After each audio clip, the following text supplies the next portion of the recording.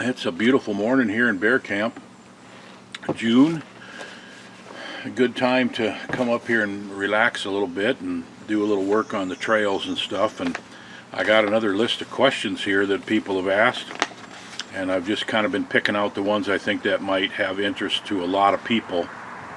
The first one is, I heard the other day that color-phased bears were due to wet conditions, but I thought I heard you say it was more about forest conditions and the terrain types they live in. Could you clarify? So nobody knows exactly why some bears are not black, but there's some pretty plausible theories, and the greatest one is that it's an adaptation to the environment, and bears that are not black tend to prosper in areas that are more open, and the black ones tend to be in the more heavily forested areas. And that's not always true, but in the western part of the U.S. in the mountains, where the bears spend a lot more time in the open, like feeding on the hillsides and things like that, there tends to be more color-phased bears. And in the eastern U.S. and Canada, they're all black. And there are exceptions to this rule, so nobody knows exactly why it is. We're not even 100% sure about the genetics of it. You know, you can have a black sow with two cubs of different colors, and you can have a sow that's a different color and has two black cubs. So I think it's a mystery that probably will never be completely solved, although, you know, there's some theories that seem to make sense, and the primary one is that it's an adaptation to how much time they spend out in more open areas.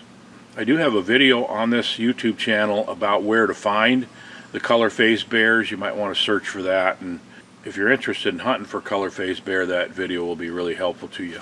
I've seen a couple of bait suppliers that are putting trail mix into bags. What do you think of this idea? So actually, I think it's a great idea. It's convenient for a lot of people. It's not something that would really work for me, so to speak, because I go through, you know, 3-4 tons of bait per year, and it costs a little more to have the bait in the 40-pound bags. But I'm telling you, for your average DIY guy, I can see that paying a little bit extra for bagged bait is probably a very good idea, and I think it's going to catch on. I think you're going to see more and more of it. Okay, here's just a comment that I thought was kind of funny. This guy said, and he's an anti-hunter, and he come on and he posted on my YouTube channel, and he said, I cannot imagine how many bears have died because of this channel. I thought, you know what, I'm going to take that as a compliment. I thought I'd share that with you anyway. So 2 days ago I set up a bait on a roller barrel. I left it standing with a stack of donuts on top, put branches over it. We also placed a stump next to the barrel with 50 pounds of peanut butter. One day later we checked the bait. The barrel was standing, but all the donuts were gone and all the peanut butter was gone. We had 1,700 pictures of birds. He goes on to say that he has problems with crows and ravens in certain areas every year. And I've seen this before also, and some baits just seem to have serious problems with it, and others aren't so bad. I've seen baits that, like everything around it, just kind of gets whitewashed with the droppings of these birds, and it's very frustrating. Obviously, part of the issue is that if the birds can see it from the air, they're more likely to get on it quicker, and once a few crows and ravens get on the bait, it can be pretty bad. The question is, you know, why are some baits bad and some aren't? And honestly, I don't know the answer to that. I think you can minimize it by keeping the bait out of sight from the air as much as possible. And if you got a spot that's just perennially bad year after year, and the birds are eating up the bait before the bears even come, I mean, you're just going to have to move the bait and hope they don't find it. I don't know what else to tell you. I wish I had a better answer for you, but this is a problem that everybody deals with, I think, where there are large numbers of crows and ravens. I've got baits where vultures and buzzards and even eagles have eaten quite a bit of bait. All right, I shot a 371 pound boar a few days ago on May 24th.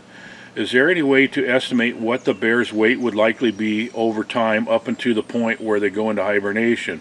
Is there a formula or anything about how much weight they can gain through the summer? I don't know of a formula, but I do know that they can gain a lot of weight, and it's way more than people think. In fact, there was I wrote about this in my book, and I'm not sure the exact numbers, but in the Riding Mountains of Manitoba, they captured a bear and weighed it and tagged it in May, and then they caught it again and weighed it and tagged it in September, and it had gained a ridiculous amount of weight. I want to say its average weight gain was almost 5 pounds a day for the summer. That's unreal. I mean, I could probably do that if a Thanksgiving was every day. I do think that's an extreme case, but I think it's not surprising when especially an adult male could gain between 100 and 200 pounds. I've seen bears that come on the baits, and say here in Minnesota, I had a bear one time that got on the bait right away in the middle of August, and by the time we pulled the bait, we never did shoot her.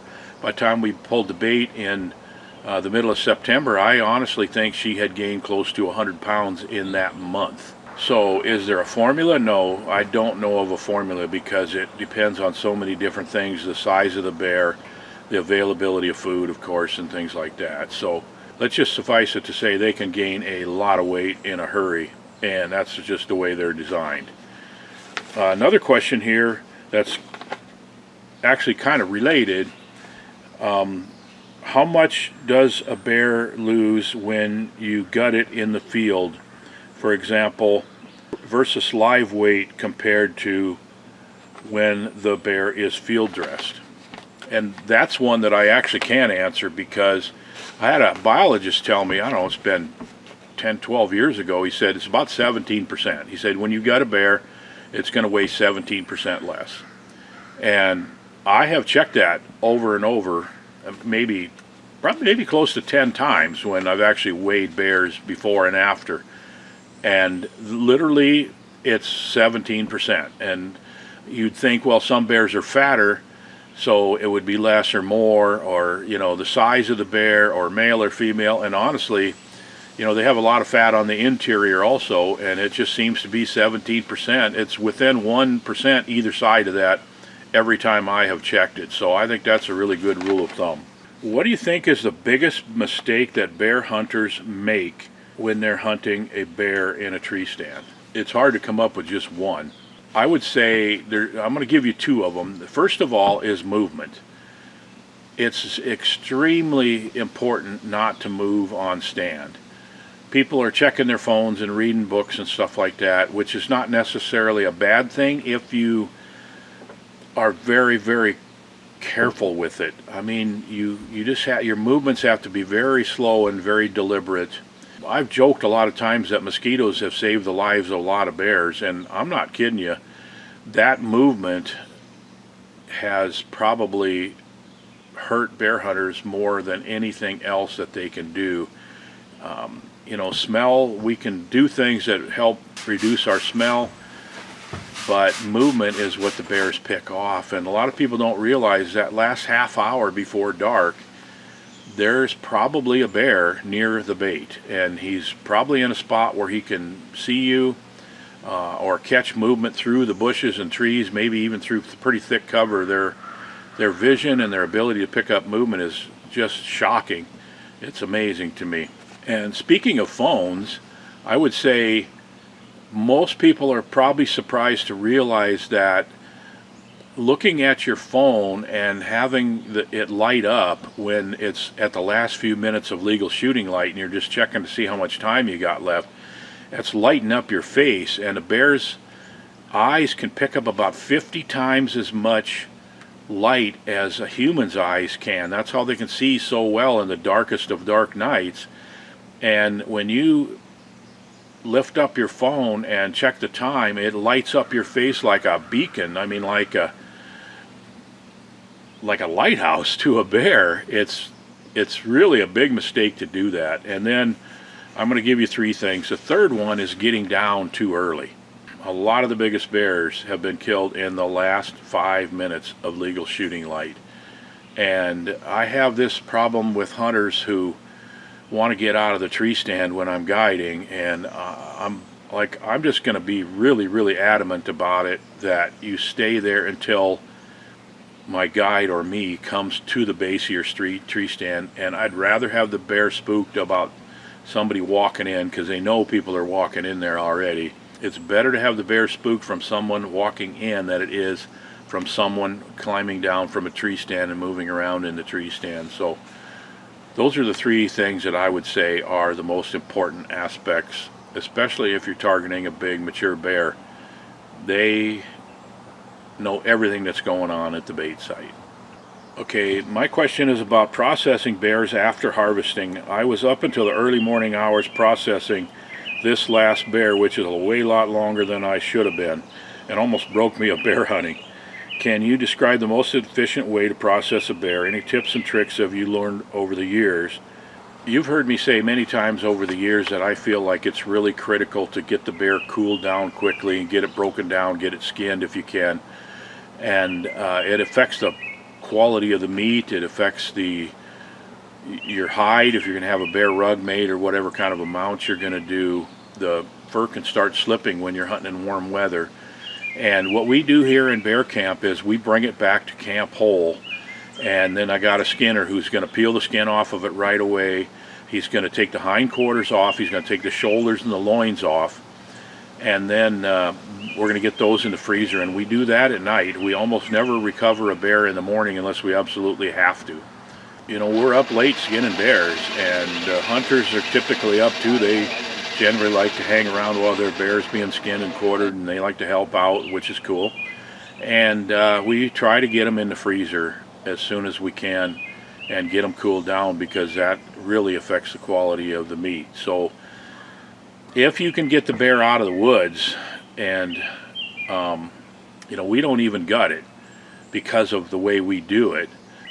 So 95% of the bears are shot in the evening. So if you can get it recovered that night, even if it's late, if you're not going to bring it back to camp and take care of it right away like we do, you can gut it, throw a couple bags of ice in the body cavity, and lay it somewhere where it'll have a chance to cool off quickly, and then deal with it in the morning. It's no big deal. But if it's really hot and sun comes up in the morning and it's shining on that bear, you're going to have problems. So I mean, that's the key to it, is just, if you're going to be up half the night, then you're going to be up half the night, but you're going to be able to enjoy that bear rug for a lifetime, and you'll be able to enjoy a good quality bear meat also. So anyway, that's the questions that I have for right now. Just thanks for being a subscriber here. Thanks for joining me on this, and keep the questions coming. I will keep answering them to the best of my ability.